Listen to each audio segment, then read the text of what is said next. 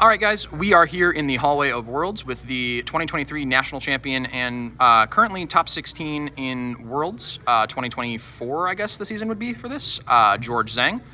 He piloted a Rodan on Void to a very impressive top 16 finish, and I'm going to have him tell us about his tournament. Yeah, thanks. So I guess I'll start off with the attack lineup, and we're going to go increasing difficulty. So horseback charge was this attack that essentially it lets you go through your deck and draw a card, which is really important. And this whole Rodan list is kind of centered around the weapon package. So this is a weapon. There's not too many weapon synergies, but it's nice that it has weapon on it. And then it also lets you build in a foundation, and there's some offensive foundations you can build in that are really powerful when they get built in. And then here's another reason that Void Rodan kind of got a big buff lately. It's World's Weakest Hunter. This card lets you draw 3 in this character as long as it hits, and we're going to be trying to make it hit. Yeah, it's really good, especially with...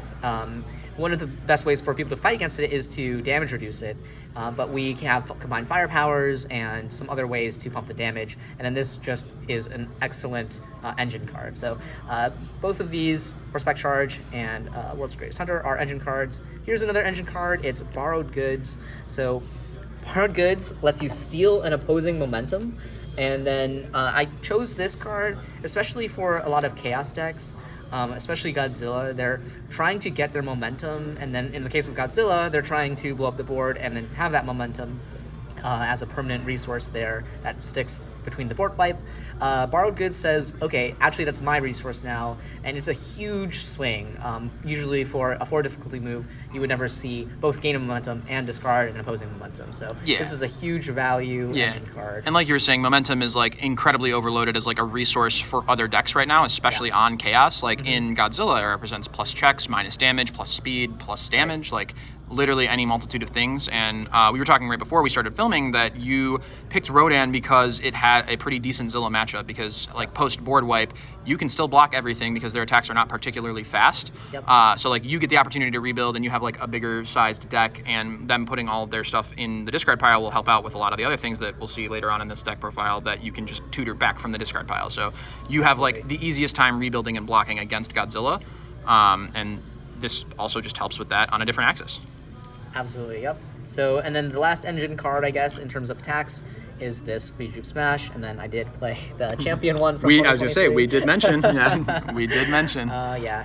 So, this is another great way to draw cards, gain some health, which is really important because actually in this specific deck, it's more aggro slanted, not really a control list.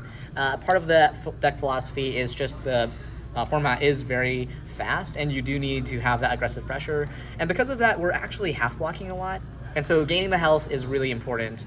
But also just drawing cards is amazing. And then that's it for engine cards. In terms of cards that actually kill, we have Tri-Gravity Beam. And I think the one important thing about Tri-Gravity Beam is do not be afraid to lead with this, because it's still a 4 mid-7 that you're then giving 3 speed most of the time. And so a 7 mid-7 is, a pretty good poke. So this here is just gravy, really, where if it happens to be, your 3rd or greater attack, you can rip a card from their hand, and that usually makes this and every other attack after it unblockable. Yeah, it's super helpful against the wall decks, and symmetrical stats in specifically the Worlds format against a field of like Brian Levine on Hawks and any number of other people on Elder Tagoro helps, because you can just go, all right, 7/7. I'm not going to press any other buttons. I'll play chicken with you. Yep. Force your opponent to do something. Another one is Ice Sword Execution, which I'm at 4 of. In the past, when I've played Void Rodan, I've not been a fan of this card, but I do think it's absolutely critical into recuperation time decks, Immortal Shapeshifters. We're seeing a lot of boards that can only really be broken if you commit all copies of a foundation. So that's where I run 4 of it. It also can get to 10 damage, which is really good. Yeah. Last attack for the deck is the Survey Corps Teamwork card. It's really, really strong, definitely overperformed. Being able to change the zone of your next 2 attacks in combination with something like Psychic Spirit Blast, so you know what zone they have, just makes all your attacks get through. It pumps damage, which is really important for this deck. A weakness of this deck is finding the kill, getting the damage, and this just both gives you evasion, but also damage. Yeah, you'll notice a lot in the format when a character is like not overtuned, it's because they are only giving like one half of those stats. They're either giving too much speed for things to be blocked, but not enough damage for them to be above printed, or too much damage that you just play enough attacks and anytime like 2 of them hit, they die, right? So like Rodan has always had that problem of like everything is incredibly fast, but you gotta hit him a bunch. But having something like that as a finisher, or even having like the 10 damage plus like a million speed on the what is it called? The sword right here is also just like super duper helpful. Absolutely. You summed it up really well. The next thing I want to talk about is the asset package, and this is kind of another big thing about this deck is we're running 9 assets, which is a crazy amount, and they're all here. So VME needs no real introduction. It's a crazy card. This is what lets you be more aggressive and get all your momentum, and then you're still unkillable because you have a VME out. Correct. And all those momentum become like -3 speed. So it doesn't matter. Like as soon as I built one of these, it really doesn't matter that I commit that out for this insane string that should have gotten me killed. Bar asset hate, and like because Rodan's tenacious, right? So it's like you just a lot of the times what people will do to like hand tax people is play the block zone lottery and go, well, I'm just going to throw a million lows and you'll run out of blocks eventually. Because you can block everything in Rodan. But you can block everything with every zone now because you have the resource with VME, and you can generate it with your rejuve smashes, or like any other way that you can just like snap momentum or play fast enough attacks that they always go to your momentum. So it's just like an incredibly good card regardless, but you see it shine way more in Rodan specifically. Heck yeah. And then Knots Flask, also another one that doesn't really need an introduction, just an amazing generic card. And then these two were just incredible cards for this format.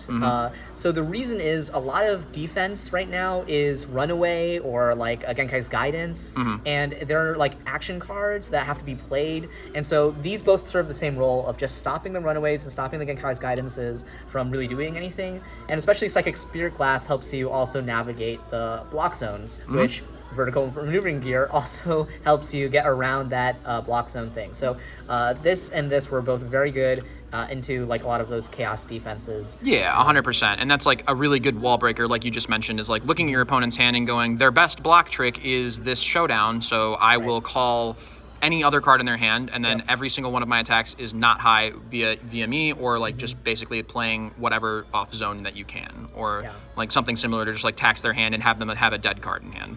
Absolutely. So yeah, and then the reason we can get away with running all of these assets that, you know, this feels like a Mimic lineup, is this action card, Strategic Maneuver. And I think this card is really nuts. Because there are situations where Psychic Spirit Glass isn't that good, and there are situations where VME, you know, you would rather have this, and this just gives you selection. So we have some of the best assets in the game, and we can have them whenever we want, really, with this card. And because we're a firepower deck, we're milling ourselves out in a way where we're going to have a lot of cards in the discard to choose from. So this package here basically said whenever I feel like going in, I can. Correct, yeah. And also it's playing around known information is very important in this game, and a lot of what you'll see people doing on like stream when you like watch higher level matches or just in general is like counting the number of cards available and like thinking I think a reasonable amount of things to run in this deck is this, and just like counting what could happen to you and like obfuscating that information before your kill turn is very important. So like having a Psychic Spirit Glass in your discard pile and your opponent going, I have a Runaway and I should be safe because he doesn't have a Spirit Glass, but you do have Form Strategic, build it, and then do the same thing that they were worried about anyways. So like it's much harder to play around 6 copies of Psychic Spirit Glass at whatever time than it is to play around the one that you see. Yeah, this card definitely, it was like the number one thing that killed people is seeing their hand, then I can plan my turn out, and especially with Strategic Maneuvering. So the fact that it's a form lets it combo really well with Rejuve, and part of the reason why I am running for Rejuve is just the form here, then Rejuve was my favorite opening of all time.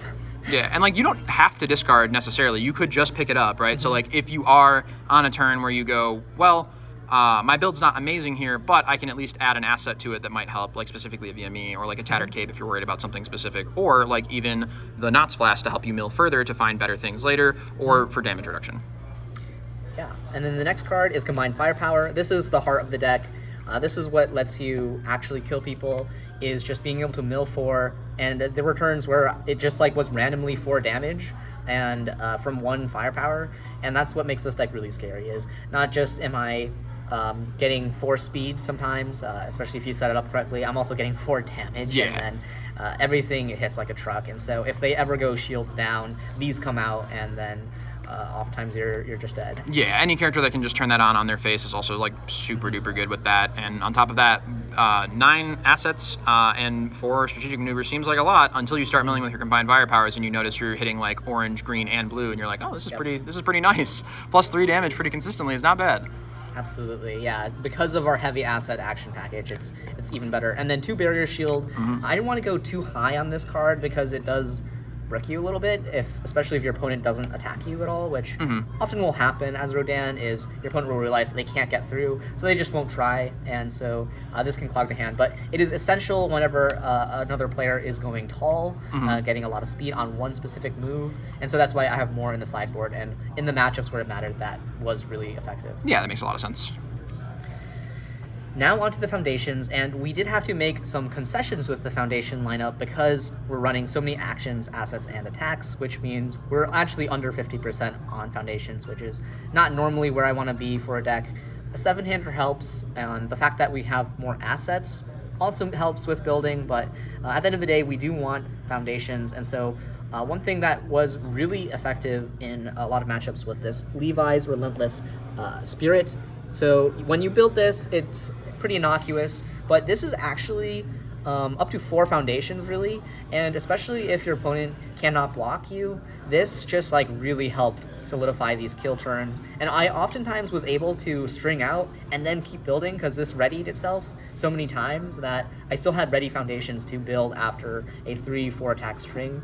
Yeah, and also to help with that like slightly below 50% ratio on foundations, Rodan being tenacious means that we don't really care if we commit our character on our build turn, and we're never like super pressed if we go, okay, I will play safety 3s and then this on like a 4, check a 3. It's like, okay, that's fine. I'll take my 4 build. I'll take my 5 build. I still have Rodan for free defense functionally because all you're doing is removing, but it's just very helpful with that. And on top of that, it's just like doubly effective with the ones that re-ready themselves. Yeah. Another thing I did a lot is I used Rodan early.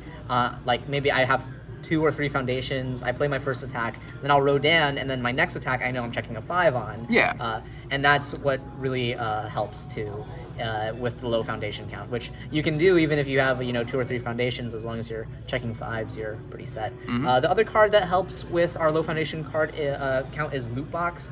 This is basically just 2 foundations when you need it, and then at the end of phase it goes to your hand, which is actually really cool to kind of sculpt. Especially oftentimes I would Loot Box on my opponent's turn, find an attack, and then I can like kind of sculpt based off of that.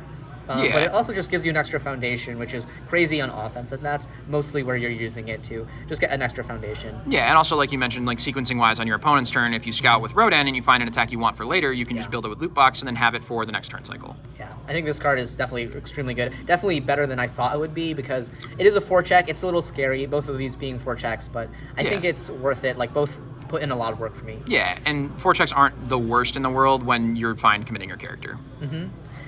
Next we have Supersonic Flight. This is just a 4 of in all Rodan lists. In the past I've tried going to 3 on it, but I do believe that one thing that I initially missed about this card is just the enhance being very good at killing people. Yeah, for sure. Because it's not only the speed there from the 2 speed from destroying it, but it also puts a 4 block mod on top of your discard. Yeah, so it's really plus crazy. 6 speed to whatever you want and plus a non-zero amount of damage, right? So it's just like the icing on the cake, and it's one of the cards a lot of times in like my deck building or like when I play this game, 4-ofs are only cards that I want to see at literally any point in the game. And I'm usually pretty happy with this regardless, because like even so far as a non-zero amount of like Rodan cool tech and gameplay is like playing your whole string out and then going, I will play a Supersonic Flight on like a 14, fail it so it's the top card of my discard pile, and then just passing there. And so you just get like a extra free draw and -4 speed to the first thing that they play. Sure. Yeah, absolutely. And then we have 1 Petty Squabble, which is just here mostly for I didn't actually use the commit draw to that much, but it's there for that, and also the response I think is very good right now with so many people using repeatable cards. There's, like Don't Do This is a repeatable discard a card to give stun 1 that Krista uses a lot. So this was just, I think, a good card into like regain Yeah, time, helps fight the cards. suite of life attuned stuff. And then we have 2 pressured by Alpha 1. So this is what I meant when I said this is kind of like a weapon-shaped build, essentially. And the sad thing is I never really use this card, but it does destroy 2 foundations for 3 damage, which actually I did use a couple times, and it was really significant. But yeah, I think this card is really scary whenever it's on your board because it just makes your character that gives speed, like hit even harder, and you don't really care that you're destroying your foundations because the thing about this destroying your foundations on your offense turn is you're usually destroying your 4 high block foundations. So this is also setting up your speed by being a destroy outlet. Yeah, and it's also just important to have stuff to get yourself out of deadlock if you need to. Absolutely. So then we have 4 body rejuvenation, which looks like a weird card, and the reason we're running this is just for the response. So when you mill this with firepower, you can remove it, gain 2 health, and that kind of just plays into the strategy of this deck of we're going to half block a lot, and then we're going to regain our health with this, and then use the borrowed goods to steal the momentum that you took after we half blocked. So just keeping healthy with this card was extremely good. It also randomly re-triggers firepower, so if you mill firepower with this, you can keep going, which is really, really nice. Yeah, exactly. And like the half blocking thing goes towards like it's very good in this format to be on symbols with stuff like borrowed goods or absorbed energy because like your opponent wants that momentum to use as their resource, and that also just like gives damage for you, right? So yeah. It was also really important to me, I guess, to have life gain because a lot of the times when you lose, it's you got put to 5 on turn 2, and now you're always on the back foot. You can never commit out too much. And then having cards like this and Rejuvenating Smash just makes you, like, instead of a 21 health character, you're a much higher health character because you can tank those bad turn 2s that just don't go your way, and then mill a bunch of these, and you're all of a sudden pretty healthy again. Yeah, correct. And it's also, like, better when they're incidental, right? Like you're already wanting to play the rejuves. You're already wanting to have stuff that like removes from your discard pile on its own to like trigger your combines and to just like have more foundations like in general. So it just helps a lot when by advancing your own game state, you are healing. Yeah, what I would do a lot too is on their turn, I would remove for minus speed, and then I would play the Enhance on Combined Firepower, mill 4, try to mill these, gain some health, full block this one, and then the next one is harder for your opponent to get to lethal. Yeah. And then next, 2 Hacker, and this is just a good generic card. Mimics out of the format for the most part, but still being able to flip a foundation is really, really good. And then draw a card, obviously, is crazy in Rodan because you do want to stack and then draw your attack that you stacked. And then we have 2 Mikasa defeats. We have 1 more in the sideboard. The reason I went off of this card, in a 7-hander normally you want to play like 4 of this, honestly. But again, we're totally fine half blocking because of our life gain and because of our borrowed goods. That sometimes we want our opponent to take a momentum, and we kind of dare them to. Like, do you think we have borrowed goods in our hand? Do you really want to take momentum? And so asking your opponent that question is really nice. And then. But still, like, there are some decks that can just make, like, a 20 damage throw, and that's where this actually helps. Oh, super helpful, yeah, 100%. Now on to 1-diffs. 1 Practical Studies as a deadlock threat, also a high block. This deck runs a lot of mid blocks, not too many high blocks. Like, it's like 20 highs, 20 lows-ish, and then, like, 40 mid blocks. So just having a high block was important to me. And then I like the text on this, giving 1 speed to an unblocked move. I'll actually say, like, this is my rifle arm replacement because the thing I didn't like about rifle arm is it being a low block and already having so many 2-diffs between the assets and our 2-diff suite. So I wanted a 1 difficulty card that would pump speed on my turn, and this is like it kind of does the same role as rifle arm, and the concession is we're a little worse on defense, but this deck is trying to be offensive, and being a lower difficulty way to pump speed on my own moves was really and nice. Plus having deadlock is important in those games where your opponent has the correct role assessment of, I'm never going to get through to Rodan, so I need to build enough of a stage to throw enough attacks, and you can go, okay, fantastic, I can turn off one of your defensive pieces if you fail to kill me. I certainly wish I had more of these right. in my deck. 4 Incubating. So this is really crucial, in my opinion, to run 4 of because this helps set up your discard in the order that you want. And also randomly you get your Supersonics whenever you want. Even on offense I was using this to remove Supersonics and draw a card. So just an amazing card. Just mostly just for whenever you want removing a card, not even the -1 speed. Yeah. Then Battle for Dominance is just in here as some spam that has a really good defensive effect. Most of the time I want to be blocking with combined firepower, even if it's a half block, because that doesn't add to progressive. But sometimes you have to full block, or you just block from your hand. This just lets you remove it and then keep a clear card pool. And I think that was really important for me on defense is if I'm only giving, -3 speed to everything and the plan is to be offensive, be committed out basically, I need to have a clear card pool on defense because then I can actually chain block. But Yeah. as soon as I start putting cards in my card pool, suddenly Rodan is maybe not enough anymore to deal with Right. normal speed moves. Then realistically, with progressive difficulty, becomes less -3 speed and more -1 speed to everything. Exactly. Even if it's not like a real cost necessarily, it's still a tax on your hand and on your card pool. Yeah. So really important to remove those cards that you do block with when you're not blocking with combined. And then the last thing is just a suite of 0 diffs. So we have their Botan's coaching, your hostile introduction, and your easily exciteds. So we're running a lot of 0 diffs because the plan is to play like 3 or 4 attacks and then build out some cards. And so having 0 diffs helps with that. And also just like turn 1 consistency. But really, these are here to be built after your attack string. Easily excited, just helping those attacks get through and being even more speed is really good. Hostile introduction. I really think that this card helps the combined firepower decks a lot because it seems like a really small effect, like something that doesn't matter. But in this character where we're struggling to find damage, having these hit and burn for 1 actually matters a ton. And there were some games where without this card burning my opponent for 1, I would not have killed that turn. And being able to find these with combined firepower just really puts a lot of pressure on the opponent. Yeah, and the downside of that card generally, if you're not Mighty 9, is the hard to pass block mod. But in Rodan, that's an asset because it's -3. Exactly. Yeah. And then Botan's coaching is just a crazy card that just is Very, really very good. Yeah. Needs no introduction. That's the deck. Did you want to talk about the side? Sure, yeah. So the sideboard is 1 Mikasa defeats. Yep. This came in a couple times into throw decks, and then we have 2 barrier shield for anything going tall, and then we have 3 Jaw Titan attacks. Yeah. Now this was, I think, my one thing to answer Ymir. Yep. Which Ymir is still crazy, even if you find this, but it does usually buy you the turn at least. Yeah. Being able to cancel a health gain is really important, not only on defense but on offense. And just stopping those recoup time combos. So I definitely think this is a pretty nice card, and I actually boarded this in more than I thought because there were some matchups where I would just rather have this card than this card, or I would just rather have more attacks in the deck rather than assets. There was one game, one match where I played against Death Mirko, and they had Lunar Ring, so I sided out 10 and I sided in my whole sideboard because I just took out all my assets. Yeah, might as well. Yeah. And then 4 Disarming Glance. This was, I was really worried that people would see Travis's win at Nationals and hop on the Krista train, and then Pony is another crazy character in this format, so just having this for Krista and Pony was the main idea.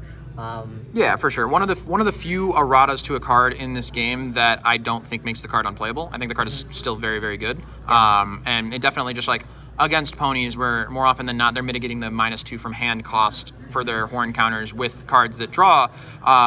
Giving yourself 1 extra attack where they're not doing that, and oftentimes they just don't press the button because they don't want to go actual hand neg, means that they might play on real progressive for a couple of attacks, and you can block a large string of things in general. Or having that for Wall Marias is obviously very important against Krista when Wall Marias represents 7 cards in hand. Yeah, absolutely. So. Yeah, but thank you so much for the deck profile. Do you have any shout outs? Yeah, especially so before this event, I was really struggling with what deck to bring, and then shout out to my team, and then specifically, Let's Talk UBS. In the Discords, we were chatting, and they just said, if you're struggling to pick a deck, why not play Rodan? And then I experimented with a list. I built it kind of a day before, honestly. The Friday night, I was still making changes up until midnight, and then when deck submissions were due, put together this list, and I'm really grateful to make it so far after kind of a hectic last-minute building, but it performed really well, and I had a lot of fun playing the deck, so definitely shout out to my team for helping me come up with this idea and telling me to play Rodan. Awesome. Thank you so much for talking to us. I appreciate it. Thank you.